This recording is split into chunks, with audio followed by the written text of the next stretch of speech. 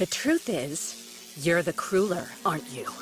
My Hero Academia Vigilantes Episode 7 is out, titled Makoto Truth. Of course, we're going to be breaking down the episode as well as the entire season each week, so be sure to Detroit, smash that like button, and subscribe to the Kidoroki channel so that you don't miss any My Hero Academia Vigilantes content. Now, the episode begins with Koichi sleeping during class thanks to his late night Vigilantes work. At lunch, Koichi struggles to study and a woman asks him if she can sit down with him. She notices that he's been stuck on a page for some time and asks what he's reading. Koichi shows her the textbook of his hero sociology class. She notes that the book is a chore and that he needs to copy notes off of an upperclassman in his study group. But Koichi isn't in one. She then brings up the idea of her being the one to help him out, and some of her friends call her out, revealing her name to be Makoto. Turns out Makoto knows exactly who Koichi is, since he's known around the school as the Creeper of the Naruhata ruins, giving us this anime-only depiction of how the school views Koichi. But Makoto has been looking for someone who knows about Naruhata and the area, so their partnership will work out. At Koichi's home, Popstep is relaxing when she hears Koichi and Makoto outside. She hides, and before Koichi lets Makoto in, he hides a bunch of trash exactly where Pop is hiding. Also, love the added detail of Pop being pissed seeing Makoto when she is fixing Koichi's schedule. During their study session, Makoto goes over the discord between Vigilantism and the official hero licensing system, which the anime does add in a ton of anime-only shots of vigilantes when going over them, with two specific vigilantes being clear references to Batman and Robin from the DC universe, and another group of vigilantes turned heroes looking like the Watchmen, specifically Rorschach, which vigilantes does draw inspiration from the Watchmen comics. Even one of the villains shown looks to be a reference to the Red Hood from Batman. All I have to say is that My Hero Academia definitely needs a series that takes place during this time period in America, because these designs are just amazing. Makoto explains that back during the advent of the extraordinary, vigilantism emerged as a way for civilians to keep the peace when society was in chaos. Society fell into a state of chaos thanks to quirks, so ordinary people turned vigilantes. Before long, legislation came about that regulated quirk use, and vigilantes now acquired licenses to make them official heroes, and as society stabilized, vigilantes would be absorbed into the official hero system, eliminating vigilantism. But this was just on the surface of how things really went down. In America, the first hero licensing system was put in place in the state of Rhode Island. Back then, there were 189 vigilantes affected by the Rhode Island New State Statute, and only 7 of those 189 vigilantes would be recognized as official heroes. While the majority of the vigilantes were classified as villains for their illegal quirk use, while true that the truly righteous vigilantes had their efforts recognized officially and became the first pro-heroes, it could be said that the true goal of the licensing system was not to endorse heroes, but to define what constitutes a villain, dividing those using their quirks into heroes and villains, and putting limitations on villains. This all being a part of the plan to regulate quirks on a societal level. Even in the present, the regulation aspect of it all is still a topic of debate, as it infringes on the right to bear arms and the right to self-determination, leading to a who watches the Watchmen situation from the concern over public safety. So while vigilantism led to the creation of the licensing system, the ideology of vigilantism forms the criticisms of that same system, keeping the two in a constant loop. Vigilantism's brand of more personal justice may have given rise to the official hero licensing system and its brand of public justice, but now the two stand in opposition, with each of them watching the other. Now, this is actually very important to the overall story of My Hero Academia, as these regulations led to the creation of Hero Society, the way people would overly rely on the most powerful of pro-heroes, leading to its eventual collapse, the black and white views on heroes and villains leading to the dismissal example of the person behind those labels, the oversaturation of heroes causing people to lose the desire to help others because a hero around the corner would eventually help, leading to the creation of Shigaraki, and so much more. Makoto asks Koichi what he believes was the defining factor that separated heroes and villains, and keeps the answer a secret from him until later, as it's the theme of her independent study, and she will give him the answer if he helps her with it, as she is looking into the Naruhata vigilantes that popped up recently, which of course catches Koichi off guard because he is one of the vigilantes. By studying modern day vigilantes, they might get some new insight into the process that created the hero system, and she wants Koichi to be her bodyguard, and on Saturday they plan to meet. After Makoto leaves, Pop finally comes out covered in trash. At Makoto's place, we find out that she is actually the younger sister of Naomasa Tsukauchi. She tries to score an interview with a hero like All Might that Tsukauchi has a connection to for her thesis, and Naomasa tells her that he doesn't want her vigilante work to lead her to villains. Makoto believes that heroes and villains are a part of the same coin, with there being a fine line to what's legal and illegal. But Naomasa doesn't want to have a debate with her. As long as she doesn't cross the line, they won't have a problem because he doesn't want her to be in danger. On Saturday, Koichi and Knuckle are training, and Koichi shows Knuckle his different strategies when going against villains, impressing Knuckle. Pop comments on them being weird and annoying, and Koichi explains to Knuckle that she's been in a bad mood because of all the stuff going on with Makoto. Knuckle tells him that this could be trouble, and he tells Koichi to not mix business with pleasure. Koichi finally meets up with Makoto, and Pop can be seen following the pair, being overly jealous. Makoto already has a few leads thanks to the internet, which the anime does remove Koichi being reminded of Pop Step in the first episode when she did that same exact thing. She tells Koichi that she wants to know how the vigilantes of Naruhata are perceived by the people in the area. She finally gives Koichi the answer to what the factor was that separated heroes from villains, telling Koichi that it most likely had nothing to do with the law, morals, or ethics. It was public support and popularity. With powers as varied as quirks, the law could only manage them in a generalized way, so the right to use those powers depends on the trust in the individual. The popularity contest side of things had a major influence on modern day hero rankings, so seeing what people think of the Naruhata vigilantes will show how things were when the foundations of the hero system was put in place that formed their current hero system and superpowered society. One of the first people they end up interviewing were Jubei and Ichimoku, and they almost blew Koichi's cover. Praise Pop Step and fear Knuckle Duster. A woman thinks the crawler is creepy, another thinks he's a kind young man but creepy, and a man thinks he's sketchy and creepy. Pop Step is pretty much adored by everyone, especially for her butt, while Knuckle Duster gets the worst rap in everyone believing him to be scary looking. Hachisuka being one of the people interviewed by Makoto, speaking negatively of Knuckle Duster. With the data collected, the crawler overall was deemed creepy, upsetting Koichi. Suddenly a thief zooms by, stealing Makoto's laptop. The thief's name is Emperor Yotsura, his soccer quirk allowing him to basically have all the skills and moves of a soccer player, even giving him incredible dribbling moves. Gotta love the detail on how even present Mike was in disbelief that there was a soccer quirk when narrating. Koichi quickly jumps into action, changing in an alley as Pop tries to stop him, but Koichi wants to show off since everyone thinks he's kind of lame. Koichi tries his new moves on the villain, but he easily dodges all of Koichi's attacks while dribbling. Just as Koichi was going to reposition himself, the villain kicks the ball at Koichi with his Emperor Shot attack and hits Koichi with the soccer ball square in the face. Thanks to this though, Ichimoku was able to land a blast on the villain's back, and the two middle schoolers proceed to stomp out the villain, saving the day. Makoto finally catches up to everybody, and Koichi, all beat up, claims that he tripped and hands Makoto her laptop back. Koichi tries to give the crawler all of the credit to impress Makoto, but Ichimoku shuts that down quick, saying the crawler didn't do anything. Makoto hoped that she would be able to interview the Crawler, but plans to make that her mission for next time, and Pop gets annoyed at the fact that there is going to be a next time. Makoto thanks the boys and Koichi and reaches out for a handshake, asking him a personal question: if Koichi is the Crawler. Turns out Makoto's quirk is called Polygraph. After physical contact with a person, her quirk activates, allowing her to tell whether any statement said by the person she is in contact with is the truth or a lie. Koichi tells her that he isn't, which comes up as the truth, passing Makoto's polygraph, surprising her. Now, for those that forgot, in the mainline series, it does get revealed that All For One at some point in time does steal a lie detecting quirk from someone in the Tsukauchi family. And with Makoto being in Vigilantes, we really get the sense of how All For One's lie detecting quirk works in the mainline series. At home, Makoto struggles with her thesis as she really thought Koichi was the Crawler. The episode ends with Koichi at home upset over the fact that everyone thinks he is the Crawler and not the Crawler, letting us know that the only reason he was able to pass the polygraph test was due to him identifying as the Crawler. Now, this episode covered 2 chapters, them being chapters 12 and 13. This episode was amazing. Not much really happened, but for me, when it comes to superhero stories, I love it when we get the chance to really spend time with the characters in their personal lives, not surrounded by insane action 24/7. On top of that, with the introduction of Makoto, means that Captain Celebrity is just right around the corner, and I can't wait for him to finally show up. Let me know in the comment section below your thoughts on the 7th episode of My Hero Academia Vigilantes. With that said, be sure to Detroit smash that like button if you enjoyed the video, and be sure to subscribe to the Kitoroki channel with notifications on so that you don't miss any My Hero Academia Vigilantes content, and I'll see you all in the next one.